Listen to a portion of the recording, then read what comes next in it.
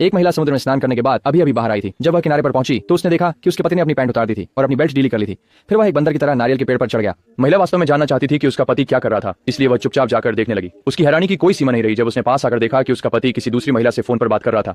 महिला को बहुत गुस्सा आया और वह उस पर चिल्लाना चाहती थी, लेकिन फिर उसके मन में एक विचार आया। उसने ऐसा दिखावा किया मानो वह अचानक आ गई हो, बिना यह जाने कि उसका पति क्या कर रहा था। पति तुरंत घबरा गया और उसने जल्दी से अपना फोन छिपा लिया। जब उसने अपनी पत्नी को मुस्कुराते हुए देखा तो उसे लगा कि उसने उसे नहीं पकड़ा है, इसलिए उसने कहा कि वह नारियल तोड़ रहा था। महिला ने जमीन पर बिखरे नारियल को देखा और गुस्सा होने के बजाय उसने कहा कि वह उसे मानती है। उस शाम दोनों ने एक अलाव जलाया और सोने के लिए एक साथ सिकुड़ गए। माहौल सामंजस्यपूर्ण था। ऐसा लग रहा था जैसे दिन में कुछ नहीं हुआ हो, लेकिन चीजें उतनी सरल नहीं थीं जितनी वे दिख रही थीं। पत्नी ने अपने पति के लॉक फोन को देखा और फिर पास की स्पीड बोट को देखा। उसने एक निर्णय लिया। अगले सुबह आदमी लहरों की आवाज से जागा। इससे पहले कि वह समझ पाता कि क्या हो रहा है, उसकी पत्नी आई और उसे बताया कि नाव और उसका फोन दोनों ही कल रात लहरों से बह गए थे। लेकिन उसने उसे आश्वस्त किया कि चिंता करने की कोई बात नहीं है, द्वीप ज्यादा दूर नहीं था, जल्दी ही कोई उन्हें बचाने आ जाएगा। पति ने यह सुनकर संदेह किया तो वह बीच पर बैठा दृश्य का आनंद लेने का दिखावा कर रहा था। जब पत्नी ने देखा कि उसका पति परेशान है तो उसने कहा कि वह कुछ फल लाने जा रही है, लेकिन वास्तव में वह एक चट्टानी गुफा की ओर चल पड़ी। असलियत में नौका और फोन कभी खोए नहीं थे। ये सब पत्नी की योजना का हिस्सा था। वह अपने पति को इस वीरान द्वीप पर फंसाना चाहती थी ताकि वह कभी उसे छोड़कर न जा सके। लेकिन जो उसे नहीं पता था वह यह था कि उसका पति यह सब चुपचाप दूर से देख रहा था।